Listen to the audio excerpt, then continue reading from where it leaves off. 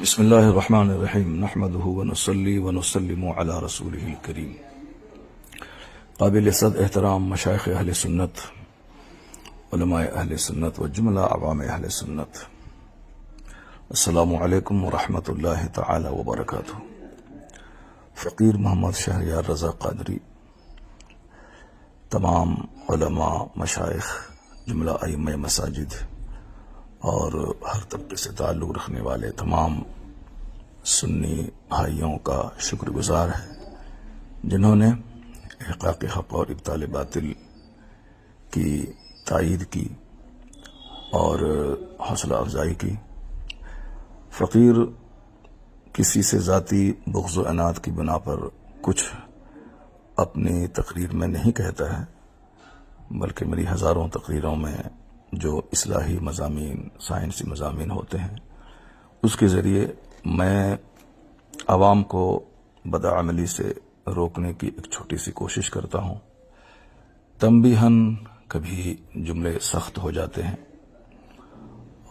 اور اپنے عزیزوں کو، نو عمر فارغین کو بھی ہدایت دیتے ہوئے کبھی کبھی میں اصلاح کی باتیں کرتا ہوں، اور اپنے بڑے لوگوں کو بھی ادب کے دائرے میں رہ کر جو بھی باتیں کہہ سکتا ہوں وہ میں کہتا رہتا ہوں. یہ سارے لوگ جو میری تقریر سنتے ہیں اس کو معلوم ہے. ابھی چند دن پہلے جو کچھ ہوا، میں نے صرف دینی اجلاس کے تقدس کو بحال کرنے کے لیے اور جلسہ جو ایک واحد پلیٹ فارم ہے دین کا پیغام عوام تک پہنچانے کے لیے، جو بزرگان دین کی ایک مضبوط وراثت اور روایت ہے، اس کو ہمارے چند ناخواندہ یا کم خواندہ نعت خوانوں کی وجہ سے جو تھوڑی پریشانیاں اسٹیج کو لاحق ہیں، اس کے بارے میں بھی گاہے بگاہے میں بولتا رہتا ہوں. نعت خوانی کی حد تک رہے، عوام بھی قاعدے سے سنجیدہ مزاج ہو کر اپنے رہنما اور اپنے شعراء کو سنیں. اسی سلسلے میں ایک ناخوشگوار واقعہ ہوا کہ میں نے اپنے ان عزیزوں کو ڈانٹا کہ بالکل یہ انداز نعت خوانی درست نہیں ہے، کسی بھی طرح مذہبی اسٹیج کے لائق یہ نہیں ہے. تو انہیں قبول کر لینا چاہیے تھا، لیکن انہوں نے زبان درازی کی اور تمام علماء اہل سنت کو برا لگا. وہ تو کہیے کہ حضور علامہ توصیف رضا خان مدظلہ العالی اعلی حضرت رضی اللہ عنہ کی کرامت بن کر بر وقت اسٹیج پر آئے. انہوں نے عوام سے اپیل کی کہ مولانا شہریار صاحب جو کچھ کہہ رہے ہیں وہ سچ کہہ رہے ہیں، ان کی تقریر ہوگی. تو معاملہ شانت ہوا اور تقریر فقیر کی ہوئی. اور اس سلسلے میں بہت ساری باتیں سوشل میڈیاز پہ چل رہی ہیں، اور ہم سارے علماء کرام کا شکریہ ادا کرتے ہیں جنہوں نے میری تائید کی اور دلجوئی کی. بالخصوص مفتی شہزاد صاحب، مفتی شمسا صاحب، مفتی افضال صاحب، مفتی شفیق علیم حنفی صاحب اور مفتی عمران حنفی صاحب، اور جتنے بھی ہمارے احباب ہیں، مفتی اختر حسن علیمی صاحب اور بہت سرکردہ افراد سماج کے، بہت ڈاکٹرز، پروفیسرز اور تمام اسٹیٹس کے بڑے بڑے لوگوں نے فون کر کے تائیدی جملے کہا. میں سب کا شکریہ ادا کرتا ہوں. چونکہ بہت سارے لوگ جلسے سے بالکل کٹ رہے تھے، آ ہی نہیں رہے تھے سننے کے لیے. چند کم پڑھے لکھے لوگ ہمارے جلسے میں رہ گئے تھے، تو اس لیے ان لوگوں کو لگا کہ جلسہ مروجہ نعت خوانی اور انداز نعت خوانی سے پاک ہونا چاہیے. ان کو اچھا لگا کہ آپ نے ایک ہمت کی کہا. تو میں نے کچھ ذاتی بغض و عناد کی وجہ سے نہیں، صرف مذہبی طور پر الحب فی اللہ والبغض فی اللہ کا جو درس حدیث میں دیا گیا ہے، وہ جو برائی سے نفرت ہے اور اس کام کی مذمت ہمارے علماء کرتے رہے. میں نے بھی کئی بار اپنے بڑوں کے ٹوکنے پر میں نے توبہ کی ہے. ناگپور میں حسینی میاں نے ایک بار مجھ کو ٹوکا، میں نے برجستہ پورے اسٹیج میں نے توبہ کی. ہمارے سیمانچل کے ایک بہت بڑے جلسے 50,000 کے مجمع میں غالباً میں نے آج سے 15-20 سال پہلے سبقت لسانی سے کچھ جملے نکلے، ہمارے مشائخ نے مجھے ٹوکا، میں نے فوراً برجستہ میں نے توبہ کی. یہ تو ہمارے بزرگوں کا طریقہ رہا ہے، اس پر عمل کرنا چاہیے اور اس طرح سے زبان درازی نہیں کرنی چاہیے.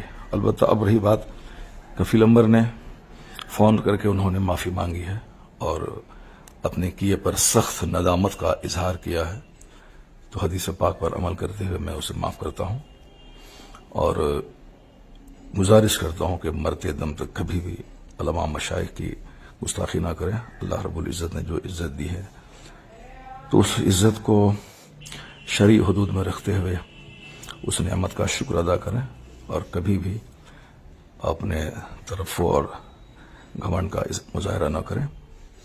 خاموشی میں نجات ہے، بہت ساری باتیں مصلحتاً خاموش رہنے سے ختم ہو جاتی ہیں۔ باقی رہی بات، اگر ہمارے جملے سے کسی کو دل آزاری ہوئی ہے، جیسے اپنے بچے کو لوگ روزانہ ڈانٹ ڈپٹ کرتے ہوئے بہت ساری باتیں کرتا ہے، یہ ہمارے چھوٹے عزیز ہیں، اگر میرے جملوں سے کچھ دل آزاری ہوئی ہے ان عزیزوں کو تو میں اس سے معذرت کرتا ہوں۔ اللہ تبارک و تعالی ہم تمام سنی علماء، ہم تمام سنیوں کو راہ حق پر چلنے کی توفیق عطا فرمائے۔ باقی جلسہ کرانے والے سارے عوام سے میں گزارش کرتا ہوں کہ جلسہ کرتے ہوئے اپنے علاقے کے ذمہ دار علماء سے رابطہ کریں اور بالکل کم خرچ صاف و شفاف جلسہ، تاکہ لوگ جلسوں سے لوگوں کو نفرت نہ ہو، اور جلسہ روز ہو تو 2-3 گھنٹے کے جلسے میں شرکت کرنے میں لوگوں کو بوجھ نہ ہو۔ اس طرح کا جلسہ کریں، نام و نمود کی خاطر نہیں، صرف سنیت اور مسلک اہل سنت کا پیغام عام کرنے کی خاطر کریں۔ اور ابھی اس سلسلے میں میٹنگ ہوئی ہمارے دیار میں اور تمام علماء کرام نے بیٹھ کر جو باتیں کی، جلسوں کو صاف و شفاف کرنے کے سلسلے میں جو تجاویز پاس ہوئی، ان سب باتوں کی میں تائید کرتا ہوں اور میں اپنے علماء سے گزارش کرتا ہوں کہ وہ اپنے جلسوں کے لیے خود آگے بڑھ کر عوام کو سمجھائیں کہ اس مقاصد جلسہ کیا ہے، صرف جلسے کو مشاعرہ نہ بنوایا جائے بلکہ قرآن خوانی اور قرآن پاک کی تلاوت اور تقاریر پہ زور دیا جائے۔ ابھی بے پناہ اصلاح کی ضرورت ہے سماج کو، اور جو ہمارے نوجوان نعت خوانی کی تائید میں، مروجہ نعت خوانی کی تائید میں اپنے علماء سے لڑنے جھگڑنے کی بات کرتے ہیں، اسے بھی ان حرکتوں سے توبہ کرنی چاہیے۔ عالموں کی تعظیم بہت ضروری ہے اور مجلس میں جو بھی بات ہو جائے شرعی طور پر اس کو حل کرنا چاہیے، نہ کہ اس معاملے کو اپنے ہاتھ میں لے کر لڑائی جھگڑے کا ماحول پیدا کرنا چاہیے۔ علماء کرام اگر کسی بات کی گرفت کرتے ہیں تو عوام کو غور سے سننا چاہیے، نہ کہ اس کو عام لوگوں کی طرح لڑائی جھگڑے کا رنگ دینا چاہیے۔ میں ان سارے نوجوانوں سے گزارش کرتا ہوں جنہوں نے جلسے کو دوسرا رنگ دینے کی کوشش کی، خبردار کبھی بھی اپنے علماء کی عزت سے کھلواڑ نہ کریں، علماء کی عزت کریں اور ان کی باتوں کو غور سے سنیں۔ اگر وہ کسی خطا پہ، غلطی پہ گرفت کرے تو اس گرفت کو تسلیم کریں۔